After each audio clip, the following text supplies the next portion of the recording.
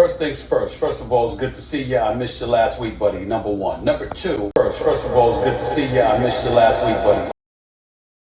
Hey folks, Dale Jackson here for Yellowhammer Now. And let's talk a little bit about the Paul Finebaum situation at ESPN. Let's start with the obvious. The fact that he is allowed on the radio at all, or on ESPN, or the SEC network at all, after he has suggested that he is seriously considering running for office is kind of shocking. But it's not unheard of.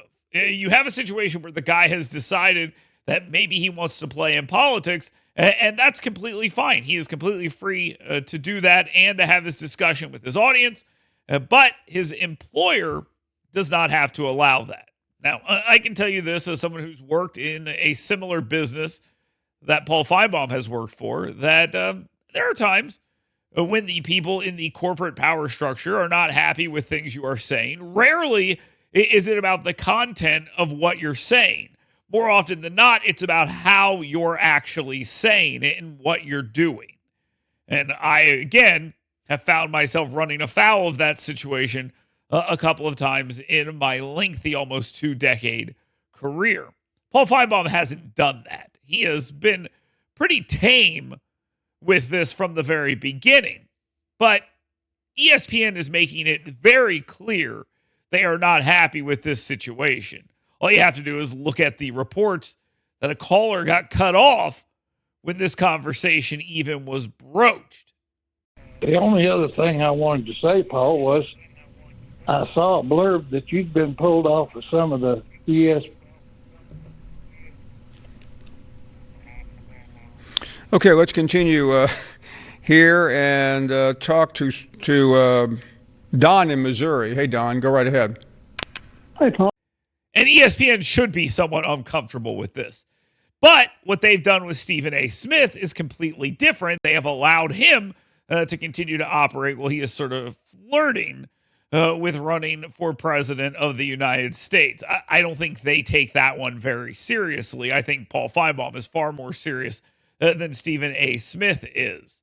And now, it's not very surprising based on everything we know about Disney and ESPN that they're allowing him to keep doing his hits on the SEC network and keep doing his radio show on television while they're not letting him go on their more mainstream channel. I'm guessing they're thinking about the southeastern part of the SEC network and saying that this isn't going to cause much of a problem with the viewers there. Now, the reality is your predominantly male sports audience is probably not going to have too much of a problem with Paul Finebaum potentially running for office, even as a Republican. Their real concern is all the people who complain about basically everything and try to hurt people when they don't like their politics. And again, I've been in this business for 2 decades, basically, and I understand that aspect of it as well. And sometimes the employer just doesn't want to deal with it. And that is more likely what is happening here. Is it because they don't like him because he's a Republican or something like that? No, I don't think that's the issue at all. It is actually probably they just don't want to deal with the chaos that goes along with it. Paul Finebaum is probably more likely to run for this office if this continues, if ESPN keeps poking him. But it was reported yesterday that he would be back at his normal hits today, and that's completely fine.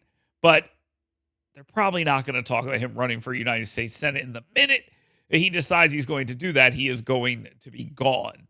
Now, what happens to his radio show? I'm not 100% sure. Okay, this business is not a consistent thing at all, and they handle things differently based on who they're dealing with, and there's nothing wrong with that at all. Trust me, there's nothing wrong with that. But eventually he will have to come off the air because no corporation wants to deal with someone in their stable running for political office and using their platform to push those ideas. Now, was this sloppy by ESPN? Absolutely. Was it understandable? Yeah, it was actually understandable as well.